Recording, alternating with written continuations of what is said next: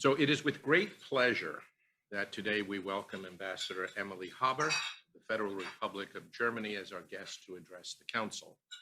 Ambassador Haber has been accredited to Washington since June of 2018.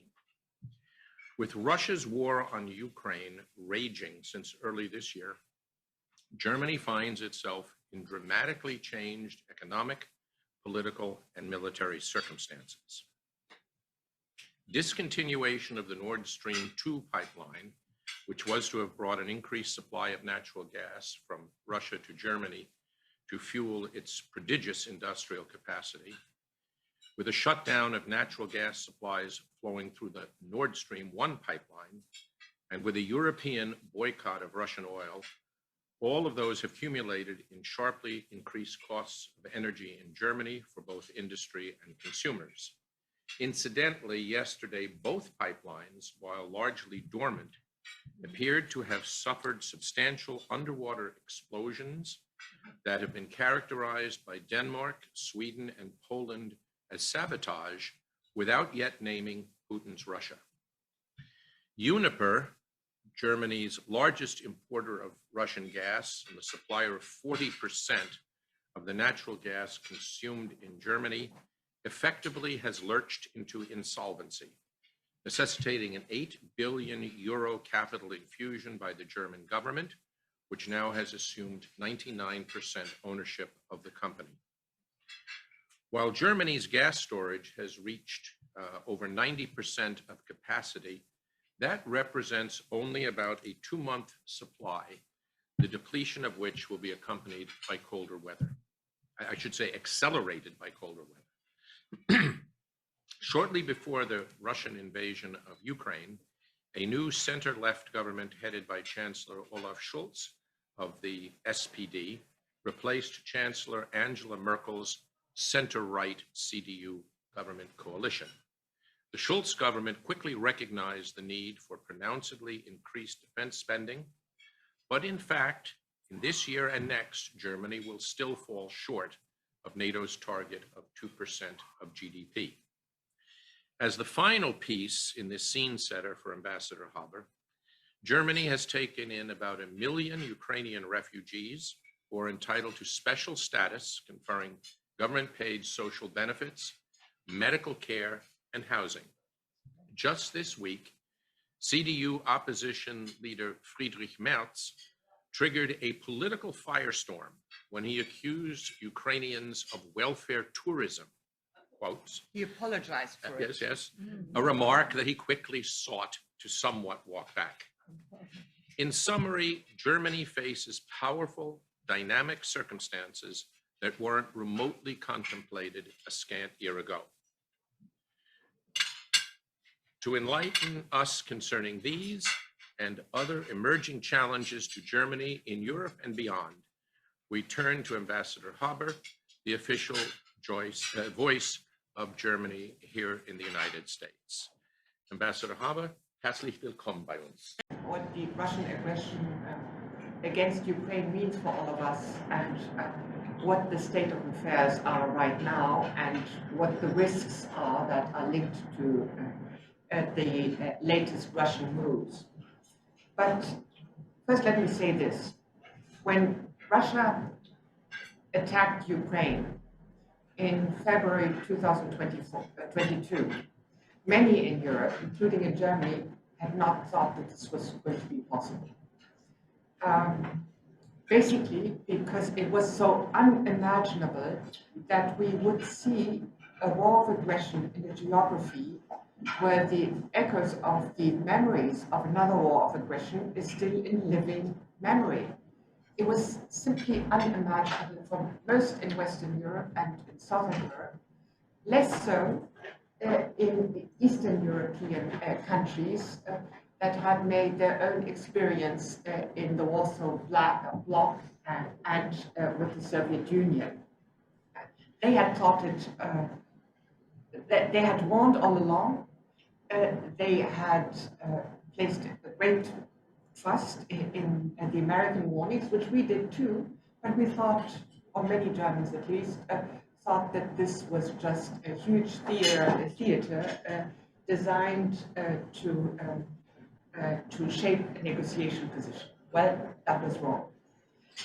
And the outrageousness and the monumental realization that war had actually returned to Europe, that the European post-war peace order was at an end, that attitudes and approaches of imperial entitlement had returned to Europe, has jettisoned what you alluded to, and that is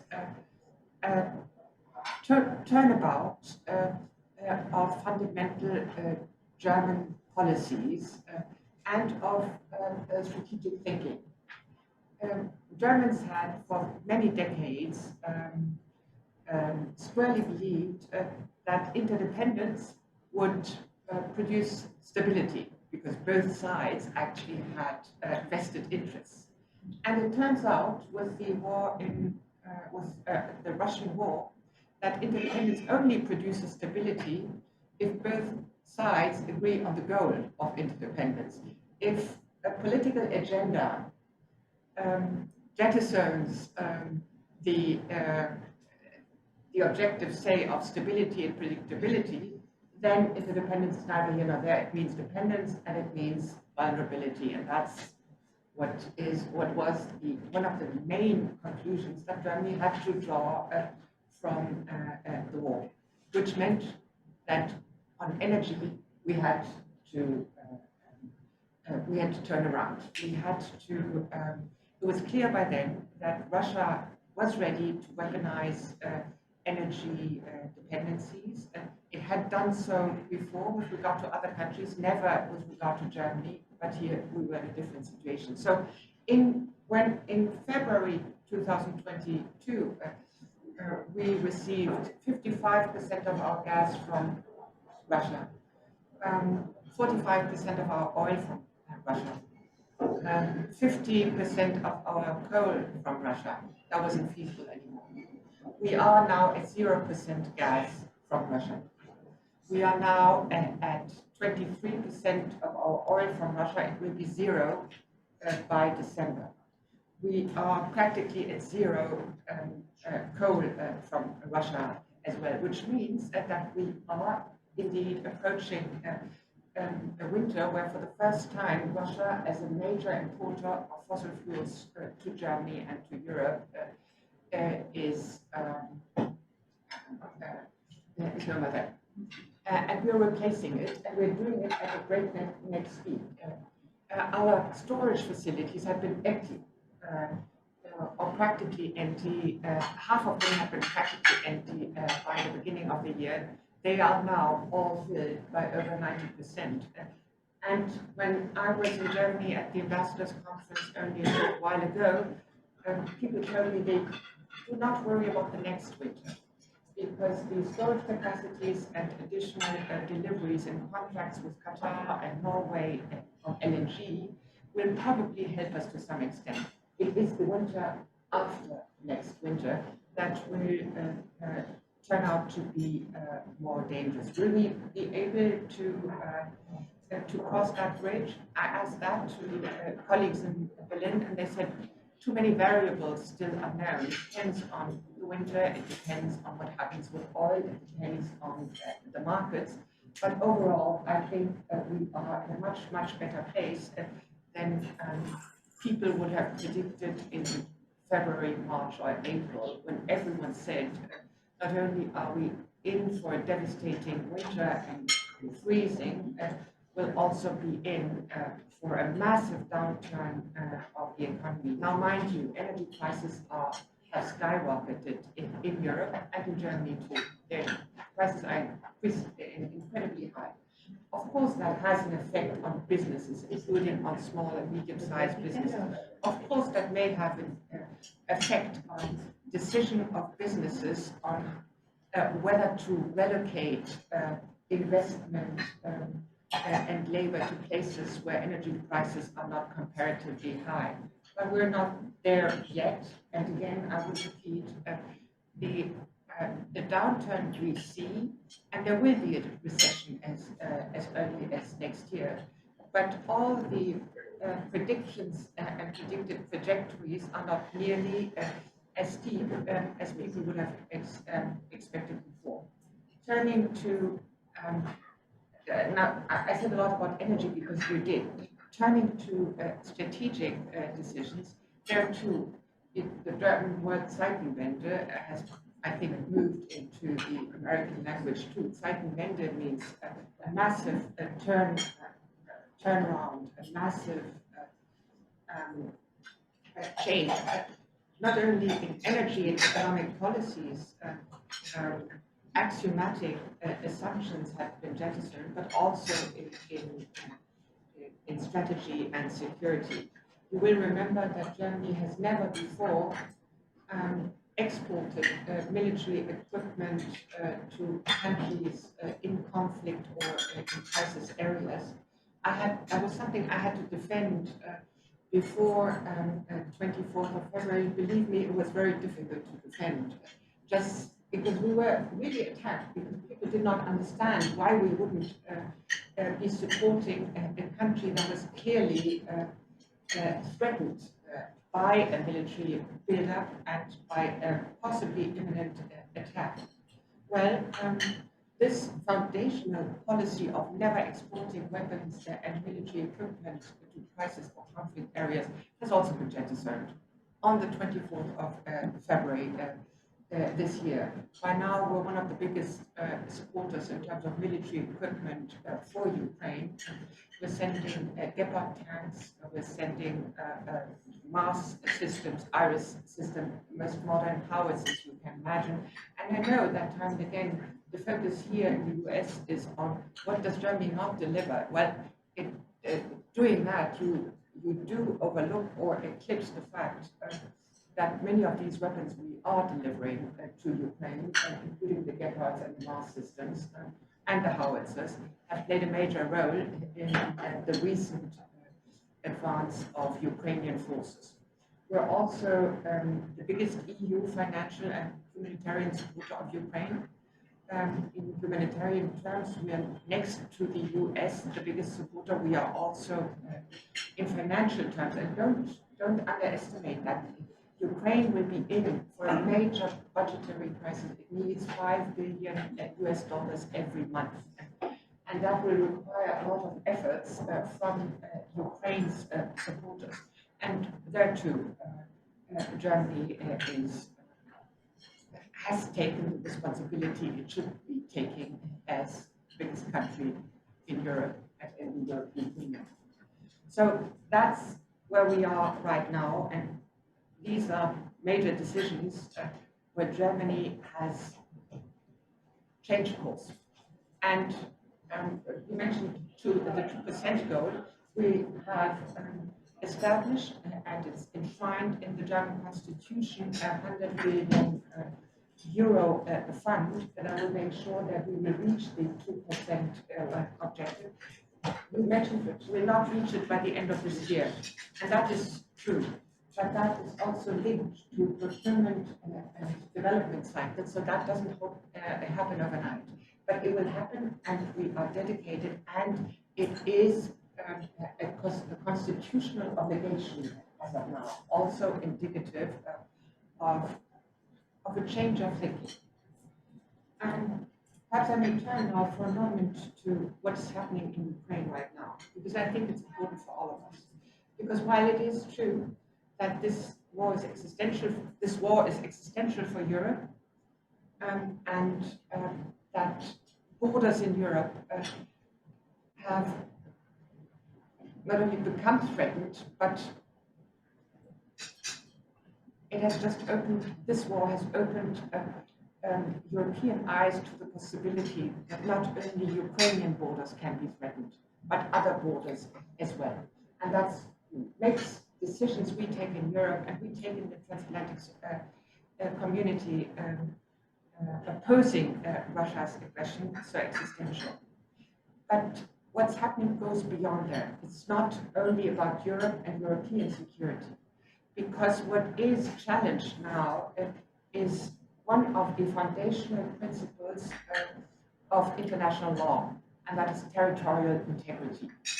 and territorial integrity, if you accept the legitimacy of changes of borders by violence, you discredit the principle of territorial integrity. And the number of countries across the world is legion that may be affected by an erosion of the credibility and legitimacy of this principle. And there's yet another aspect to this conflict too, and that is, you did not mention, I served in Moscow a couple of times, and given this backdrop of mine, I'm telling you that Ukraine would probably not have been attacked by Russia had it not been a democracy. It is the fact that here was a democracy willing to make its own choices, including strategic choices, that made Russia decide to take action because it felt it could only be a major power with a structurally dependent or subservient Ukraine. That is part of the rationale of that attack. So it is these three features that we need to be aware of when we talk about the conflict. The European peace order, the principle of territorial integrity, and the right of democracies to make choices of their own. Now, we have seen in the early days of after the aggression that while 140 or 141 states across the world have condemned the aggression, because of their allegiance to the principle of territorial integrity, we have lost a number of countries over the past months. And I believe that is the case because two of the features I have described are in conflict with one another.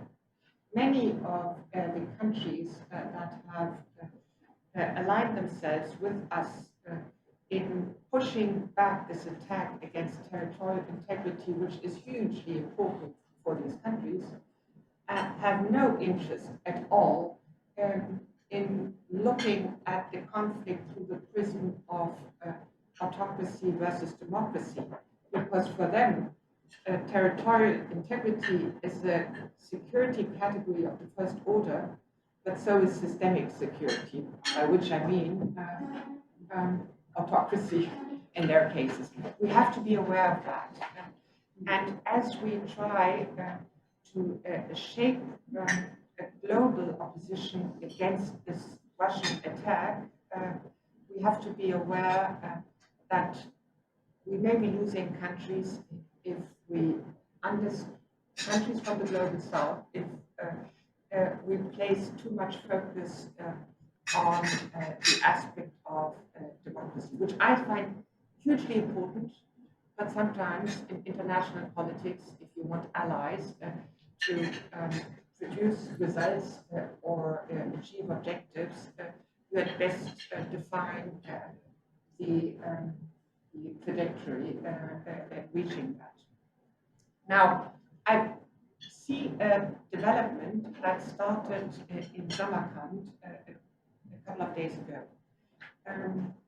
We have heard Putin saying that China had voiced concerns and problems, was the wording I believe. Now, no way Putin would have said that without the Chinese having told them before, either you say it or we say it.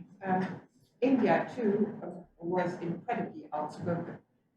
And I sense that in recent days, when the Russian president has announced referenda in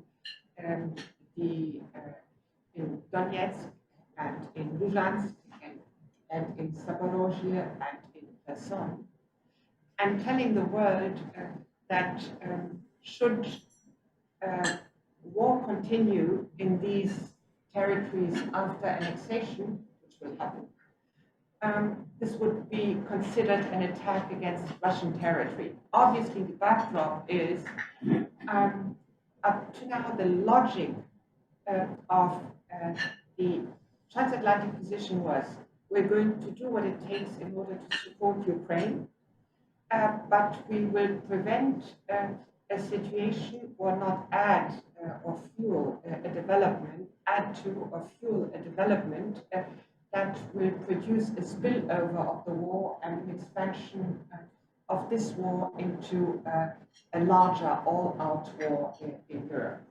That's been the logic.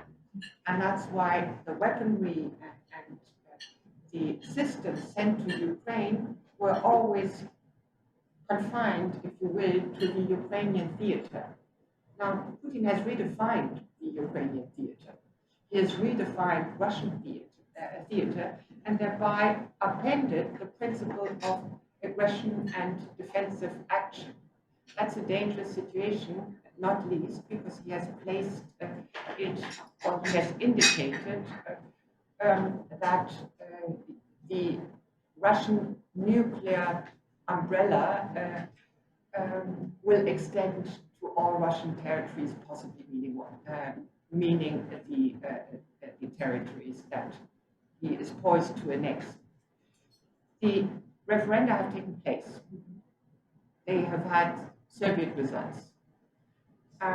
We expect the annexations to happen fairly quickly, possibly next week. The expectation is that by 7th of November, Russia will, and that used to be the Soviet national holiday, will announce the formal incorporation of these Ukrainian territories into Russia. But all of that outrageousness, including the threat to possibly use nuclear weapons for the first time in a war of aggression in history,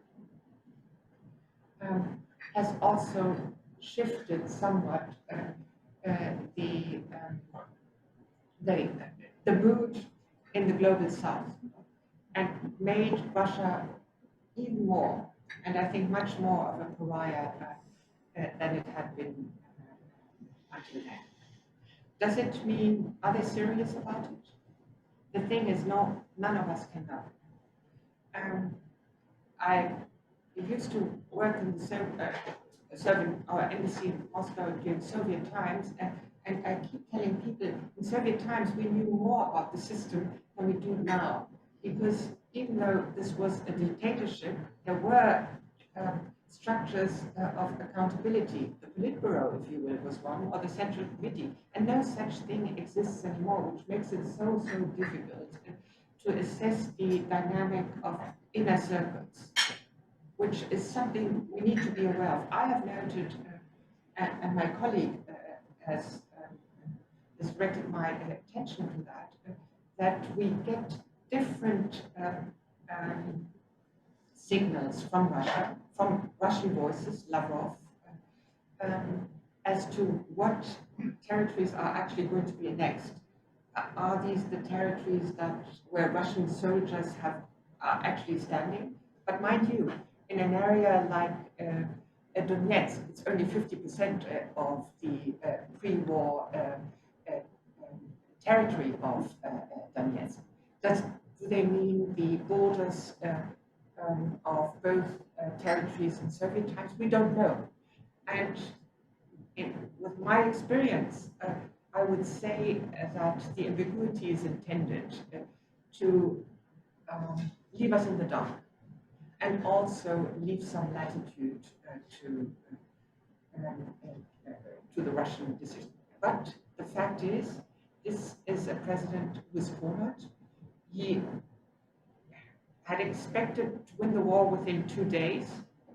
It's not even a war of attrition given the Ukrainian advances. We see his decrease in actual power when we notice that in the conflict between Armenia and Azerbaijan last week, he wasn't able to get his voice heard. This was completely different over a year ago when actually he ended the war. There was the conflict between Kyrgyzstan and Tajikistan in an area, Western province, that has always been contested, it was China that actually seems to have ended the conflict. China going out and saying territorial integrity. The Chinese president traveling to Kazakhstan, not to Russia, to Kazakhstan before going on to Uzbekistan, to Samarkand, and underlining the principle of territorial integrity.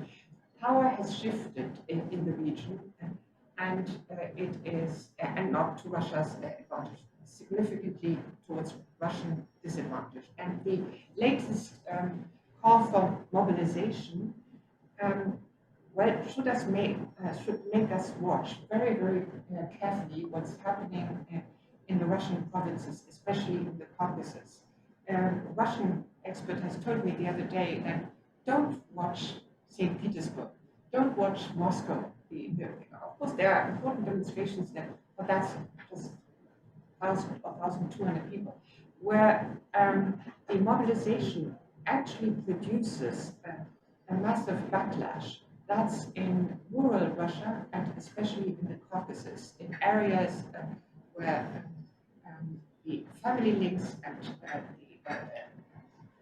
the tribal structures and general criticism with regard to Moscow has always been strong.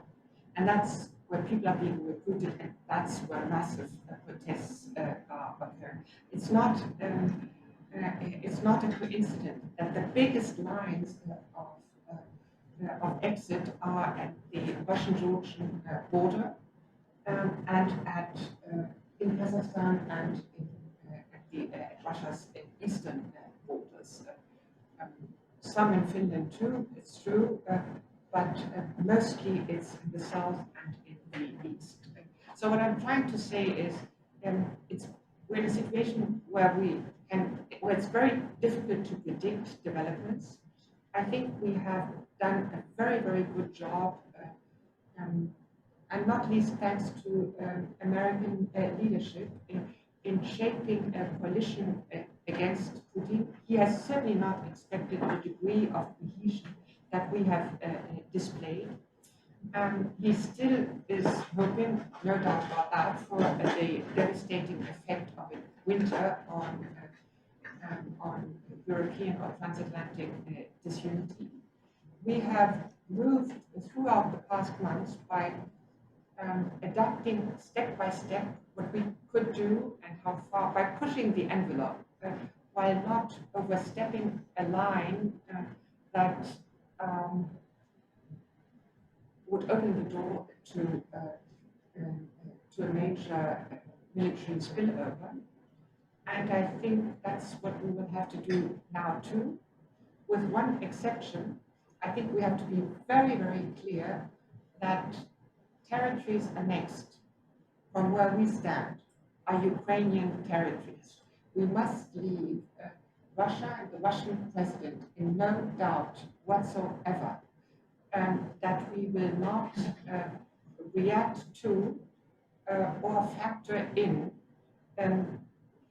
the appended logic of his argument that warfare in the occupied and then annexed territories would suddenly be warfare in Russia. That has to be made very clear because that's a line we cannot overstep. And a final point, I have no evidence for that, but I find it difficult not to see that the announcement of mobilization and of the sham referenda happened during the Ungar days. We know from the Turks that they believe that Putin was actually trying to use the opportunity to, I mean, Erdogan has said it publicly, I'm not saying it, I'm not telling it a secret here, but the Turks seem to have been under the impression that Putin was trying to move towards negotiations. I'm not saying that he was, not at all. I'm just saying that he did see the opportunity of major countries across the world present in Ungar, leaders of the world present in Ungar, and he had hoped what is part of a Russian strategic thinking tradition, and that is you push smaller countries to make compromises that Russia wants to see in place. And I think that was part of what happened in the last weeks was placed on the expectation that this would redefine the Western calculus in the direction of more pressure on Ukraine towards negotiations. Whether that is true or not, I cannot tell you, but the coincidence makes it possible that this was part of the calculus and that it did not work. Extremely dangerous moment because of this thing that's going on as we speak, with this referendum being announced and the annexation imminent, and therefore becoming Russian territory. According to Putin, it looks like Putin has not given himself any backup room. Once they do an annexation, and he's declared that that's now Russia, and he's threatened the West with an attack on Russia if this war continues or if Ukraine secures back its territory, including Crimea. We never agreed at OSCE that Crimea was annexed. Never. Neither did the Germans. Never. If we continue to proceed with that and he takes his position with no backup room, this is extremely dangerous. So my quick question is, this is a diplomatic question, not what Germany will do, but is Germany considering what happens if that chess move is made that way and the West is confronted with the question of having to actually continue what they're doing, even though Putin declares it to be part of Russia. Is Germany considering what they will have to do? Well, whatever we will do in court. There's one thing I can announce. We won't do anything as a lark on our own. Whatever we do, we'll do as a transatlantic community. Everything else would be extremely dangerous. Second, and I'll go back to what I said before, we have to be unequivocally clear that what he claims as Russian territory is Ukrainian territory for us, and therefore the calculus, therefore, but at the moment, We've got 2 minutes. 2 minutes. Thank you so much. Thank you. And that the calculus that we would follow the argument that we would follow the argument that we will not extend war on Russian territory. That's ill-founded. So on that we have to be clear. It will continue to be Russian territory, and plus we will not expand. The president has said that himself. Expand war to Russian territory. But this is Ukrainian territory. If we are wobbly about that, or if we argue in grayish zones, we'll inform the Russian president of how far he is actually able to go. Will he be prevented from annexing the territory? I think he's gone so far. I don't think we'll prevent him. But I said before that he has placed himself in the league of rogue nations by doing what he has done, and by establishing the link to the use of nuclear power. I think in reputational terms, you cannot overestimate the losses that Russia had to accept. Again, it's lost its standing across the world. What will Russia be? Impoverished by dint of sanctions, with the overwhelming majority of countries in the world not accepting not only the annexation of Crimea, but also the latest annexations as a consequence of a war of aggression. I think Russia has placed itself, cornered itself into a very difficult situation, but the long-term costs of this war are not nearly clear as yet. What we have to do is stand together, communicate together. Whatever we do, let's make clear that we were doing it as an alliance and working on making the alliance as big as we possibly can by countries aligned or like-minded. Ambassador, we have time for one more question. Yes. Thank you for your very comprehensive analysis. I learned a lot from it, and I thank you for this. One of the things that one observes in what's happened in the last 6 months is the mystique of the Russian army has been shattered. Yes. The reputation, their power has been shattered. But their main thing is their reputation. And you recall from your time in Moscow that the Russian military would quietly tell us our big long-term concern is China. That was their obsession when you talk to the president. Given what's been happening with the Russian army, the great concern is that the emphasis will be in the future will be also be on nuclear power, because that's the only thing they've got left to intimidate other people. And maybe they might want to do a little demonstration in Ukraine just as a long-term hint to the Chinese, don't do what you'd like to do 10 years from now. Well, so far, none of us has any indications that they're taking any operational steps into that direction. You see, there are people in Germany that say this is a bluff. I don't know. I think none of us knows. And I think we must be very cautious in making an assumption at the basis of a strategy when we can't be certain of the reality of this assumption. It's true, the weakness of the Russian military was one of the surprises of the present war. That's also something that, as you said, Russia will have to factor in.